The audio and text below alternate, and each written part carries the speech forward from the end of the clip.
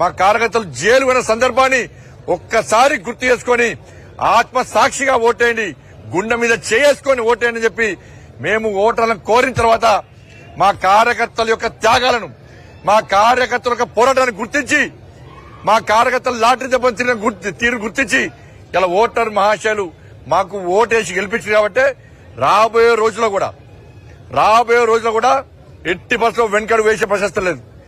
ఏ విశ్వాసం, ఏ నమ్మకంతో, ఏ భరోసాతో మాకు ఓట్లేసిరో తప్పకుండా రాబోయే రోజుల్లో మీ విశ్వాసాన్ని వమ్మయ్యకుండా ప్రతి భారతీయ జనతా పార్టీ కార్యకర్త ఇలా మీ సమస్యల కోసం ఈ తెలంగాణ రాష్ట్రంలో అవినీతి, కాంగ్రెస్ పార్టీ యొక్క అవినీతి వ్యతిరేకంగా, కాంగ్రెస్ పార్టీ యొక్క ప్రజా వ్యతిరేక విధానాలకు వ్యతిరేకంగా ఇలా భారతీయ జనతా పార్టీ కార్యకర్తలు యుద్దం చేయడానికి సిద్దంగా ఉన్నారన్న విషయాన్ని ఇలా మీకు స్పష్టం చేస్తున్నాం.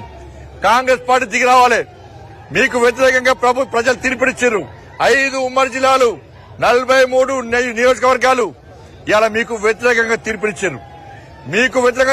ఇవాళ తెలంగాణలో 70% భారతీయ జనతా పార్టీదే. 70% భారతీయ జనతా పార్టీదే. ఇంకా 30% కూడా మేము తప్పకుండా ఎప్పుడు ఎన్నికలు వచ్చినా గెలవడానికి మేము సిద్దంగా ఉంటాం. ఇలా కాంగ్రెస్ పార్టీ స్పష్టం చేయాలి. మీరు ఎన్నికల ముందు ఇచ్చిన 6 గ్యారెంటీల పరిస్థితి ఏంది? ఉద్యోగులకు ఇవ్వాల్సిన గ్యారెంటీల పరిస్థితి ఏంది?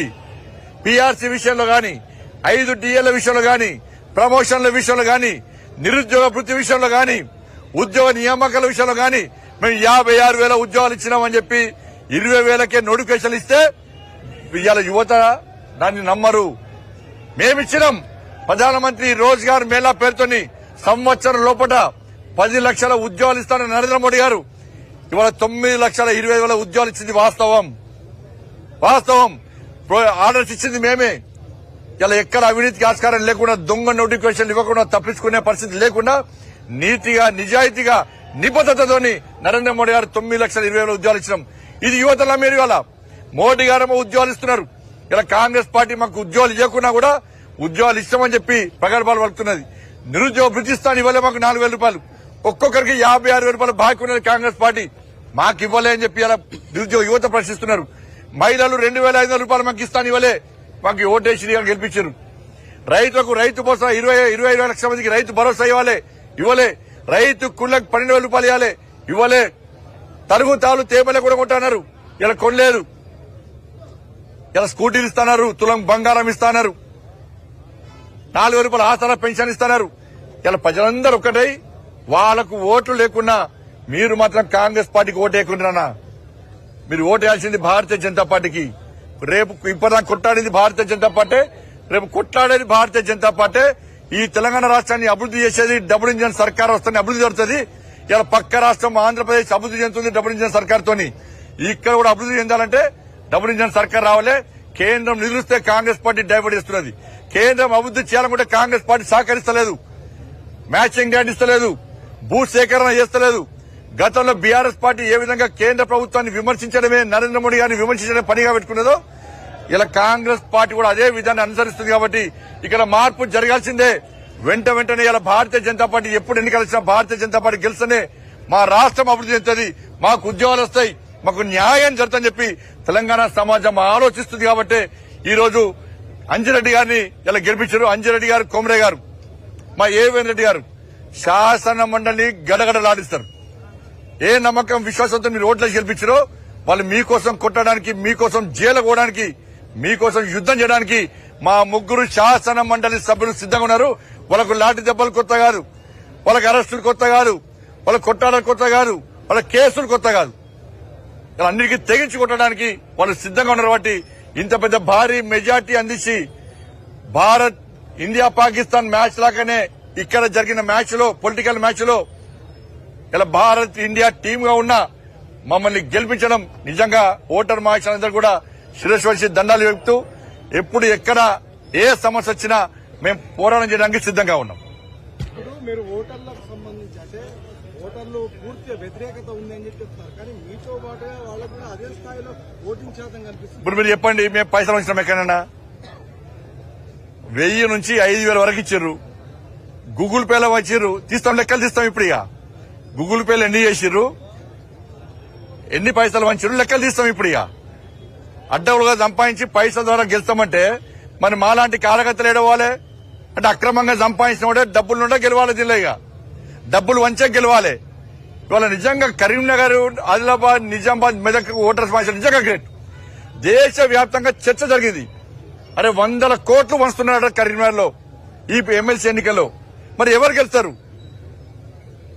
ఇలా ₹1 పంచని భారతీయ జనతా పార్టీ వాళ్ళకి గెలిచింది కాబట్టి ఒక మంచి స్ఫూర్తిదాయకమైన సందేశం ఇవాళ ఓటర్ మహాశయులు ఇచ్చింది కాబట్టి దేశవ్యాప్తంగా చర్చ జరుగుతుంది. అదే ఎస్ ఓటర్ మహాశయులు కరెక్ట్ బుద్ధి చెప్పారు.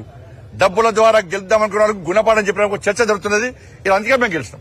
బీజేపీ పాలనకు సంబంధించిన ఓట్లాగా చూస్తారా గెలుపును, లేదా కాంగ్రెస్ పరిపాలనకు రిఫరెండంగా చూస్తారా? కాంగ్రెస్ పార్టీ అవినీతికి వ్యతిరేకంగా తీర్పునిచ్చారు.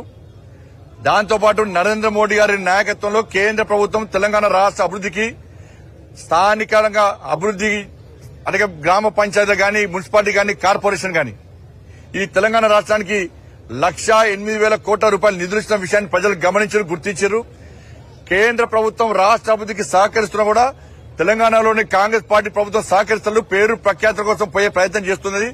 కాబట్టి ఇవన్నీ గుర్తించిన తర్వాతనే దాంతోపాటు మా అభ్యర్థుల యొక్క వాళ్ళ పోరాట పటిమ, వాళ్ళు ఎట్టి బస్సులో మా కోసం కొట్లాడతారని చెప్పి ఒక నమ్మకం, విశ్వాసంతో ఇలా ఓటర్ మహాశయులు మాకు ఓటేసి గెలిపించారు. అంటే పన్నుల వాటా ఇక్కడి నుంచి పెద్ద మొత్తంలో పోతే వేరే రాష్ట్రాలకు ఎక్కువ పంచుతారు, ఇక్కడికే తక్కువ పంచుకుంటూ జనాభా ప్రాతిపదికన వస్తారు. మరి ఇప్పుడు హైదరాబాద్ లో పన్నులు ఎక్కువ వస్తాయి. ఆదిలాబాద్ లో ఎడుకోవాలి, ఆదిలాబాద్ లో అంటే హైదరాబాద్ కొట్టాడు. ఇప్పుడు మా పన్నులు మాకేయాలి, మాకు ఇష్టం హైదరాబాద్ లో మాత్రమే ఖర్చు పెట్టాలంటే కాంగ్రెస్ పార్టీ ఏం సమాధానం చెప్తుంది? ఆదిలాబాద్ లోకి ఏం సమాధానం చెప్తుంది? హైదరాబాద్ లోకి ఏం సమాధానం చెప్తుంది? స్పష్టం చేయాలి వాళ్ళు.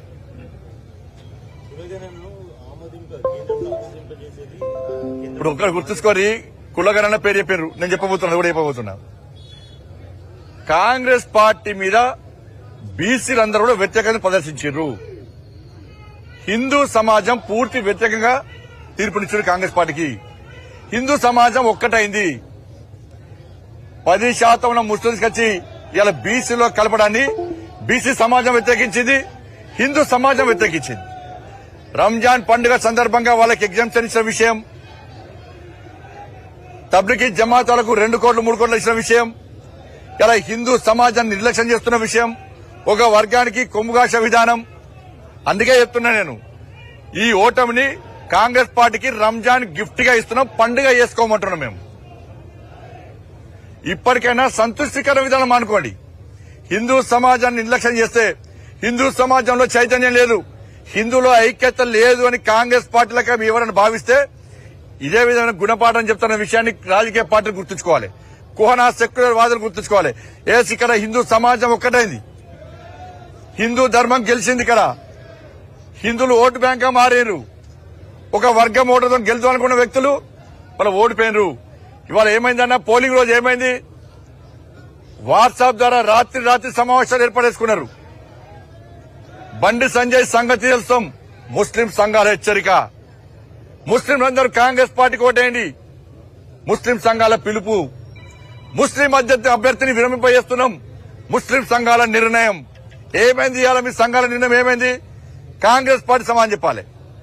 అరే మీరొక్కడైతే మేము ఒకరితాం, 10% మీరొక్కడైతే 80% మేము ఎడుకోవాలా? మరి మేము ఒక్కడైతే ఏ విధంగా గుణపాఠం చెప్తామో ఈరోజు చెప్పినాం. ఈరోజు చూపట్టింది వాళ్ళ హిందూ సమాజం ఐక్యత చూపట్టింది. వాళ్ళ మేము ఏ వర్గాన్ని వ్యతిరేకిస్తలేం, ఏ వర్గాన్ని కించపరచలేం, ఏ వర్గాన్ని అవమానపరచలేం. కానీ ఒక వర్గం ద్వారా మాత్రమే గెలవాలనుకునేటువంటి కాంగ్రెస్ బీఆర్ఎస్ పార్టీకి గుణపాఠం చెప్పిన విషయాన్ని స్పష్టం చేస్తున్నాం. స్థానిక సంస్థలు ఎన్నికలు జరగకుండా వాయిదాలు వేసుకుంటూ చేస్తున్నారు. గ్రామాల్లో అభివృద్ధి కుంటుపడుతుంది. ఇప్పుడు ఎన్నికలు ఇంకా వాయిదాలు వేస్తున్నారు.